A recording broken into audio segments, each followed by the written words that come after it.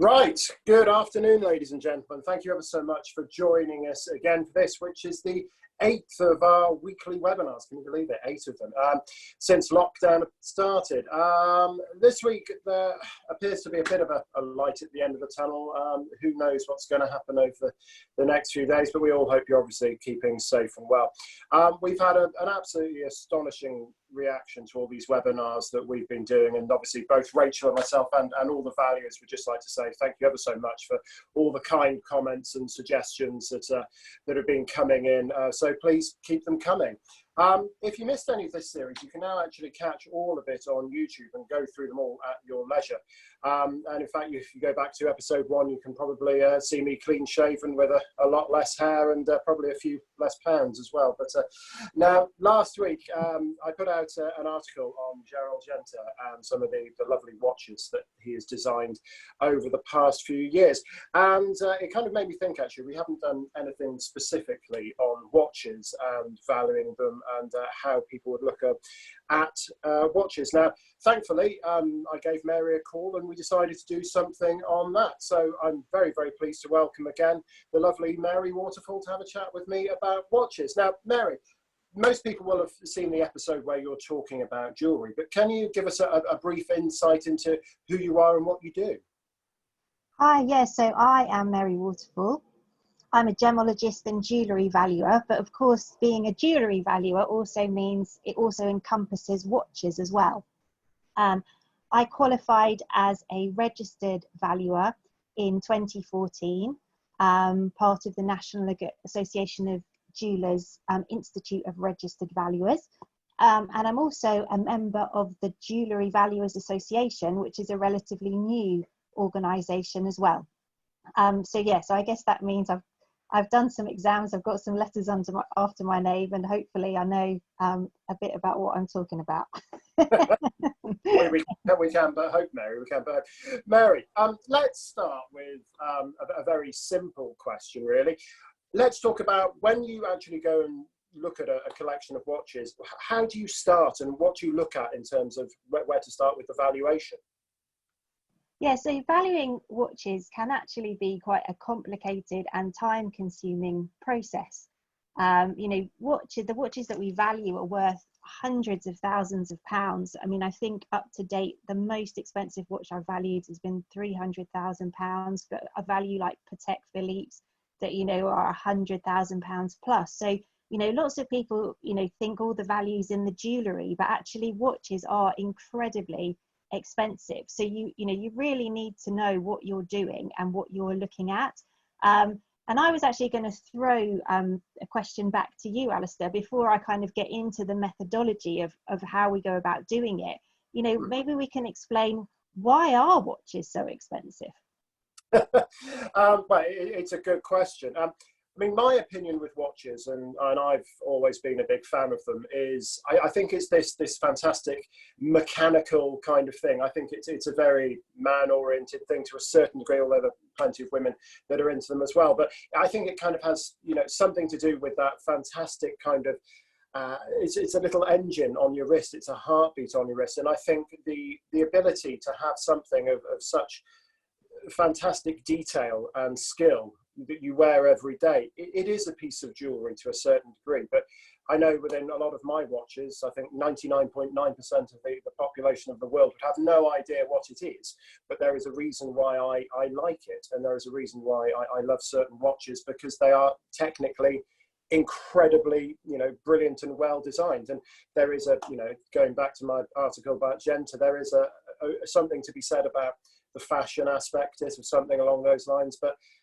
I think as times have gone by, the wristwatch has always been very much a staple of a gentleman's wardrobe that says something about him, if you see what I mean. So from the colour of your tie to the brand of the watch that you wear, I think it's a really, really important thing. So yeah, back to you again, Mary. Yeah, because it was interesting, because the beginning of this year I valued 2 Patek Philippe watches, and one of them was they were both platinum watches. One of them was a split seconds chronograph, and one of them was a lady's diamond set Nautilus. And the Nautilus, the diamond set Nautilus, had 3.79 carats of diamonds in. So, you know, you kind of almost automatically think, oh, that is going to be the most expensive watch, but it isn't. It was the split seconds chronograph. You know, the list price at the moment for that is like 197,000.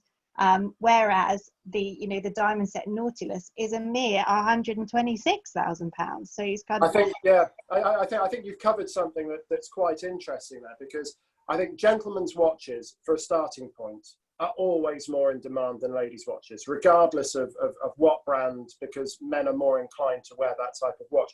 But I think when you're talking about the split second chronograph, I think for those uninitiated with kind of watchmaking, the skill that goes into some of these mechanisms and movements to make a split second chronograph is an incredibly, just an incredible feat.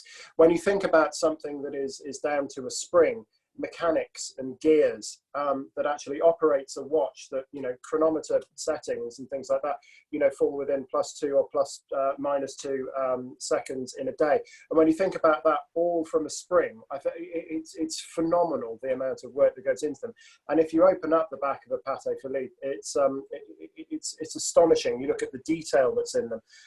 Every edge is beveled beautifully and polished amazingly well. It's just I think those who like fine detail like that, because I mean, to be perfectly honest, anyone can go and buy a Casio watch from Argos or something for £8 that'll actually keep time better than any of these watches we're talking about. So if it were purely a timepiece, then that would be all that mattered. But clearly it's not. It's about the engineering, and it's about the, you know, the skill that goes into making them.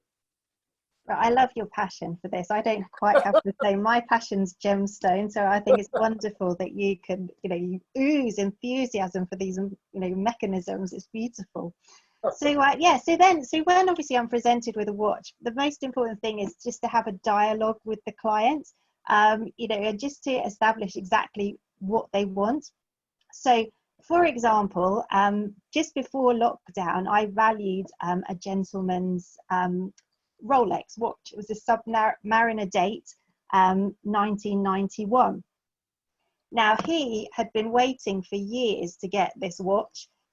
So insurance companies have a habit with kind of like slightly older watches just going, oh yeah, just do a new for old valuation. But this 1991 Submariner was just so special to him. You can't just do a blanket, oh, let's just do a new for old. You know, you'd need to do a second-hand replacement, because he was dead set that if he lost that watch, he would want another 1991 Submariner. So it's really important, obviously, just to discuss with the client exactly what they want. And I find with watches, you kind of have, there are two ends of the scale with regards to the client. You have your, you know, your really passionate watch collectors who know everything about watches and who, you know all about the mechanisms like Alastair does. And, you know, they know exactly what they want and they know the values. And then the other end of the scale is you have people who have inherited watches, you know, they've inherited maybe a box of jewellery and there just so happens to be a Rolex watch in there, and they have absolutely no idea of the value of that watch. And often I find when we do valuations, I mean, we did a valuation together not long ago, Alastair, and you happened to say to the client, because we had all the diamonds out on the table, and you noticed he was wearing a watch, and you said, have you got your watch covered? And they'd completely kind of forgotten about it. So I mean, it's watches are one of those things. I think you are very right, and I think going back to what you're talking about with the Submariner, Submariners traditionally are tool watches. Somebody buys them because they want a very hard wearing, I mean, obviously they're dive watches initially, and somebody who wants a hard wearing watch back in the 80s or the 90s would have bought one of these watches. And even going back, you know, within recent memory, you could still pick one up. And I think even as late as the late 90s or early 2000s, you could still pick one up for, you know, 2,500, 2,800 quid, which, when you think about it in terms of today, list price on them is around about £6,000, but you couldn't buy one at the moment for less than 10 because you can't get one. And I think the way in which Rolex work with this is so clever in the fact that they produce watches in precisely the right amount of numbers, that they supply enough clients, but also keep the demand there. incredibly clever. But going back to what you were saying about specific dates that people want in terms of watches, it's always been a thing with vintage watches to have watches from your date year. So from your birth year rather. So if you're in a situation whereby, you know, I've got a Rolex from 81, a Datejust, and if I wanted to replace that again, I would want the same year as well, because that's the whole point of owning it, if you see what I mean. And so obviously I can understand his logic, whether or not it was his birth year or the birth of one of his children or something like that, but it's something that does pop up quite a lot. So you'd want one of those, and you'd want a specific year. And with Rolex specifically, there are lots of different years where references change and specifications on them change, dials change, and it's literally on a year-to-year basis. There can be the smallest amount of detail that changes, but the value of them can be astronomically different. I mean, it's a minefield unless you know what you're talking about. Yeah, so exactly, unless you know what you're talking about. So it is really important that, you know, the people doing the watch valuations do know something, because it is a minefield. You know, not just anyone can do it. So obviously, you know, we've been presented with a watch. So the first thing is that we examine it. We just take down all the specifications. We do the case measurements. We're looking at all the functions, all the the mechanisms, the different mechanisms, taking note, and also kind of looking at it and making sure it is what it is trying to be. And having paperwork is so important. Whenever we do watch valuations, we really do need to see the paperwork, so we can see the serial numbers. We're taking note of all the case markings and everything. Because let's be honest, Alastair, the fakes of today are pretty convincing.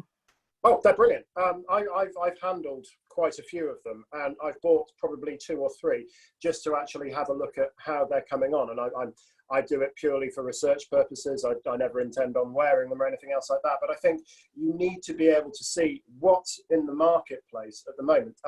Even up to about 10 years ago, the kind of replicas, they call them, but they are just fakes. The replicas that you can buy were fairly poor. Wrong dials, wrong colours, wrong hands. The movements were straight out of China and were just terrible things and plastic all over them. But in the last couple of years, they've obviously picked up on the fact that these things can be replicated pretty much part for part. And it's got to the point with mechanisms now where the parts are actually interchangeable with the real thing. And when you get to that kind of level, somebody is spending a lot of money actually producing these things. And the funny thing is, with these replicas, you can go and actually spend £500 or £600 on a very good replica that if I were to look at it in person, I think I'd be fairly comfortable with being able to tell the difference on a few telltale signs. But the average person and the average AD, authorized dealer, would possibly struggle to tell. And even when you take the back off, there are some telltale signs as well. But if you were to buy that from a private seller, for example, who said, "Oh, I'm going to open up the back," and you open up the back and it's a Rolex branded movement, you'd automatically think, "Great, that's the real thing," and perfectly happy. But it's not. They can copy anything these days, and even the movements are copied. So you really do need to have somebody that A, can tell what the watch is, B, can look at the paperwork and actually be able to match up the paperwork. And believe it or not, I've actually seen watches that have got the wrong paperwork with the wrong watch, and it's just obviously got lost somewhere, and somebody's thought, "Oh well, okay, it doesn't matter, it's got the paperwork." They don't check that the serials match up or anything else like that, and you think, "Oh gosh, that's not a good sign." So that happens as well, more than you'd like to kind of see, really, to be honest. So coming back to your point, very, very, very important to make sure you've got the paperwork if it's available. Obviously, with older watches, such as a 91 sub, at the time when you bought that, was it so important to have the paperwork? Probably not. But the only bonus of watches from that period is they're probably less copied. I think the watches that you see predominantly copied these days that are of incredibly good quality are everything of a modern period. You can't copy an older watch because you can't copy patina. Yeah, so I always see being a valuer is a bit like being a detective, and you're kind of, you're getting all your evidence, all your clues to do your investigation work, as it were.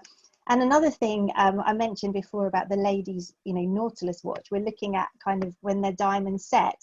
Some people buy a watch, let's say a Rolex again, because it does seem to happen quite a lot with Rolexes. They'll buy a Rolex and then, excuse the very technical term, they decide they want to bling it up. So they get it set with diamonds, which we call after set, because they didn't originally purchase it with diamonds, but they've set it with diamonds, had it set since. But this does have quite a serious impact on the value of that watch. You would think maybe it would increase the value because they have put diamonds on, but in fact it has the opposite effect. I think the word esoteric is a good word for blinged up watches. Very, very specific to certain kind of certain lovers of certain watches, I think. So yeah, but also to the point that but with these watches, Rolex do kind of disown them in a way, and it kind of affects your whole, the whole servicing of the watch, because in their eyes you kind of tampered with the watch. It's not as it was bought, kind of thing. So in their eyes it's kind of not really a Rolex watch anymore, so it can kind of have quite a serious effect. So when we're valuing, we're kind of looking out for things like that. Was this watch originally purchased with the diamond set, or have they been set afterwards? Because that is going to affect our valuation. I think coming back to what you say there on originality, I think is really the thing to kind of focus in on. And I think if anyone has seen me give talks on watches, I use a really, really good example of a Rolex from a few years ago. Another Submariner, unfortunately, sorry to bore anyone that doesn't want to listen to Rolex, but there's a Submariner a few years ago that came up, and somebody had owned it for many, many years and never had it serviced. So the dial was a bit grubby. It still ran okay, which is testament to the way it was kind of made. But as I say, never had it serviced. And so they looked at the dial, and I know the people that actually initially saw it, and they looked at the dial and they were absolutely amazed, because on the dial, instead of a Submariner dial from that period that usually would just have stick markers, it had a 3, a 6 and a 9 on it, which actually makes it what's known as an Explorer dial. If you think about the watches from that time, if you know anything about watches, so the Rolex Explorer had a 3, a 6 and a 9 on the dial. So that made it incredibly rare. But the miracle of miracles was the fact that he didn't send it back to Rolex to be serviced, because if he had, Rolex would have looked at that and said, now that dial is a bit grubby. We don't want that dial going around on one of our watches and being a really bad advert for it. So they would have replaced the dial with no option for the actual customer. They just would have done it, sent it back, binned the other dial, and he would have had a nice, I think it was a 5512 or 5513 Submariner. And he would have had a lovely watch, but it wouldn't have had the original dial. Now, that when that watch came up to sale, it made well into the 3 figures. And I think possibly on an insurance valuation for something like that now, you'd be looking at about £320,000, because that dial wasn't changed.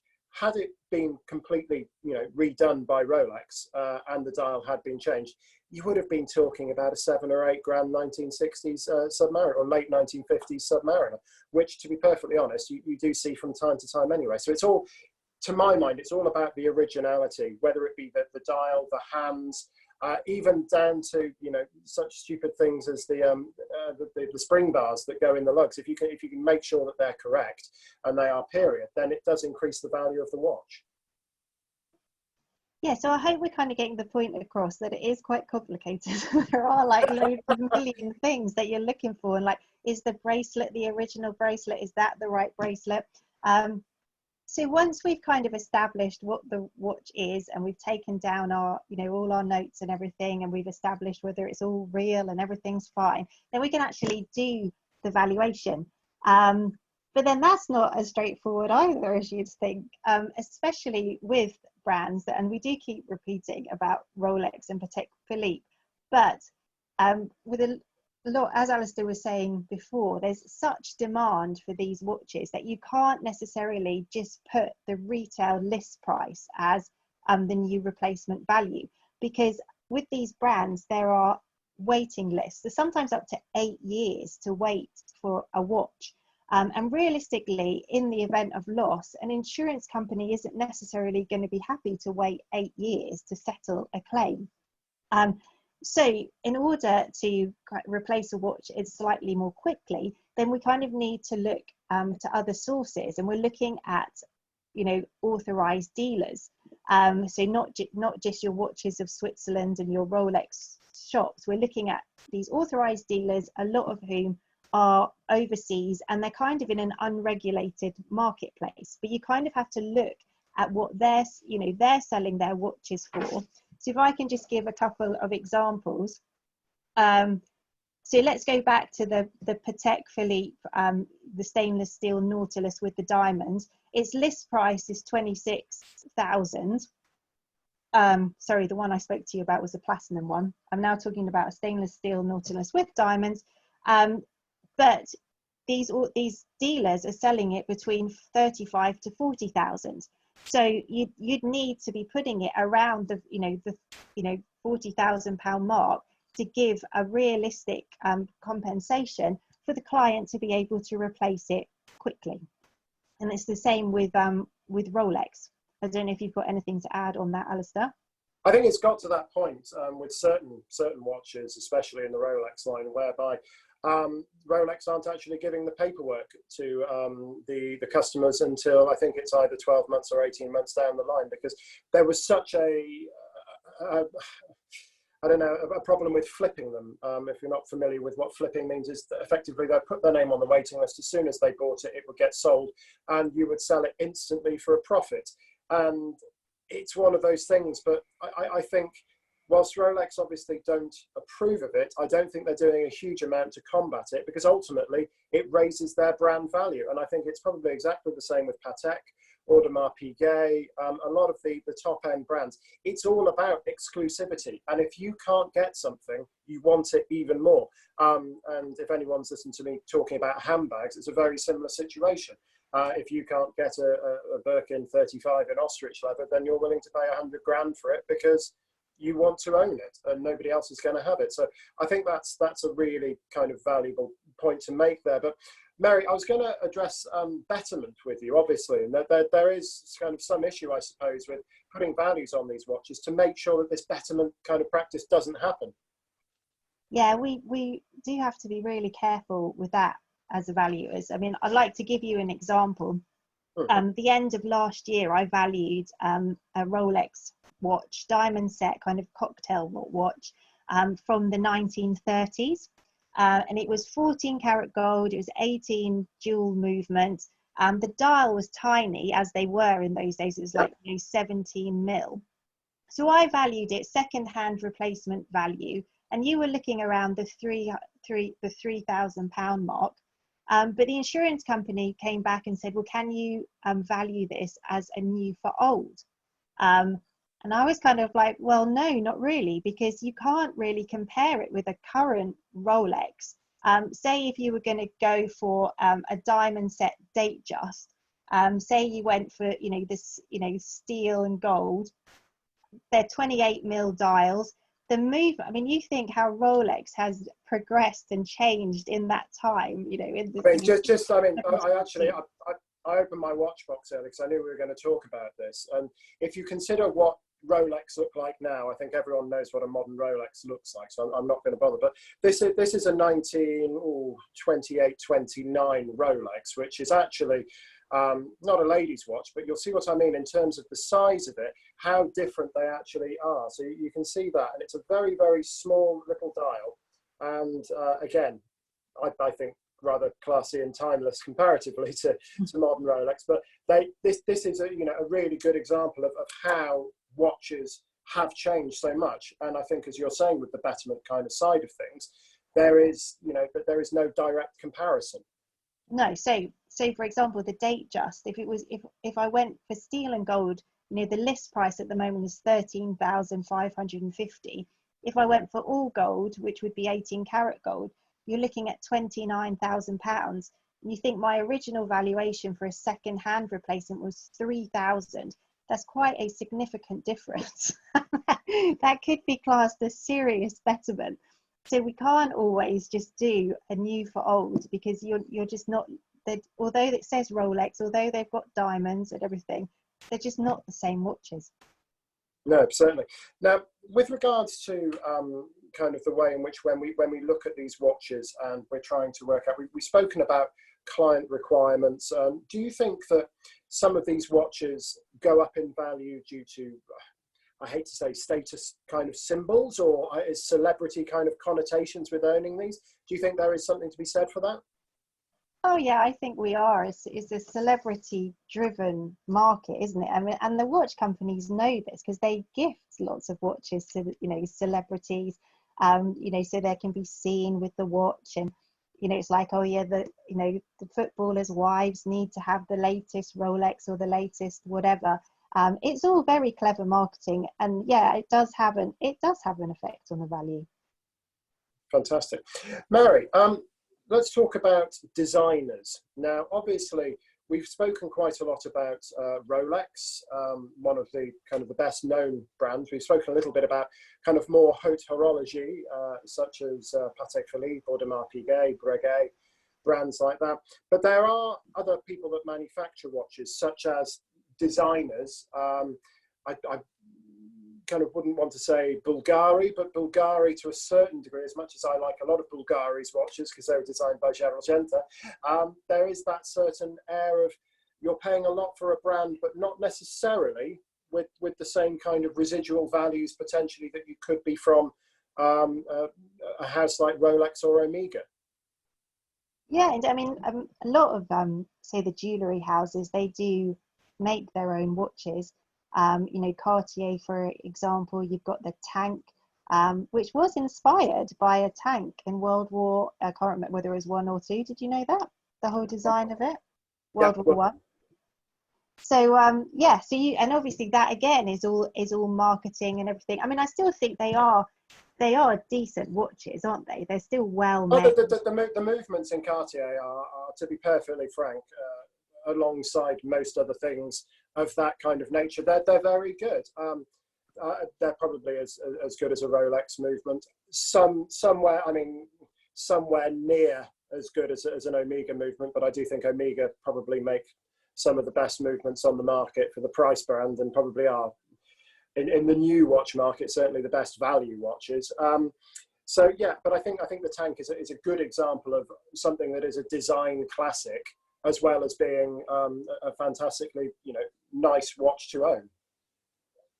Yeah, and then you get like recent designers. I mean, the watches are very weird and wacky and very open, and you can just see all the movements. I can't think of the names of them at the moment, but there are some like crazy watches out there, aren't there? They're tons, and I think Ed Sheeran owns all of them by all accounts. He's got a certain penchant for very, very ridiculous watches. But I mean, this again, though, is what we are coming back to with the original kind of point, where there are so many factors that people love about watches, whether it's the technical prowess, whether it's the design. There are so many things that kind of come into play when you're actually looking at buying them. So I think that's a really, really good point. We're coming up to the end of our chat, and who can believe we've actually been chatting for half an hour already, which is strange. But Mary, talk to us about some of your favourite pieces that you've seen in terms of watches, or are there any bits that you actually have a strong memory of that have made you think more about your watch valuations? Well, I'm not really a watch person. I don't really wear watches myself. I'm a bit of a philistine when it comes to watches, and I'm like, I just don't get it. Why do people need to own 50 watches, kind of thing? But yeah, but I have come across some that, you know, that obviously are just very beautiful, and I'm like, oh yeah, I could wear that. I do like the Jaeger LeCoultre Reverso, especially the ones that have, you know, the different diamond designs, diamond patterns. I think they're, you know, very classy and stylish. And of course, the Reine de Naples by Breguet. I do kind of, when I value one of those, I do kind of pause and just go, oh yeah, you are a beautiful watch. That is diamond set again.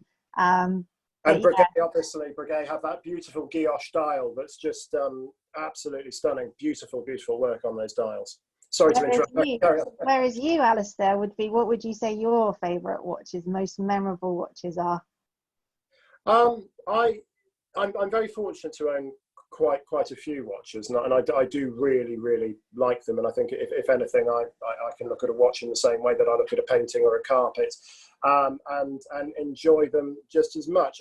Again, I knew this kind of might be coming up, so I was having a look through, And with obviously tomorrow being quite an important day in terms of history, I fished this one out, which I've had for a few years now, but this is, I'll show you this one so if we can get it on camera. This one is, there we go.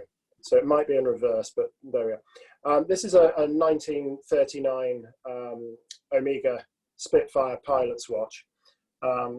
These were made specifically for the RAF and some for the Royal Navy as well. But that's something you don't see every day. And I think as a historian, I think when you look at something like that, it's got such a fantastic historical value. As a timepiece, it's pretty similar to anything else that was made around that time. The movement isn't great. It's obviously not waterproof.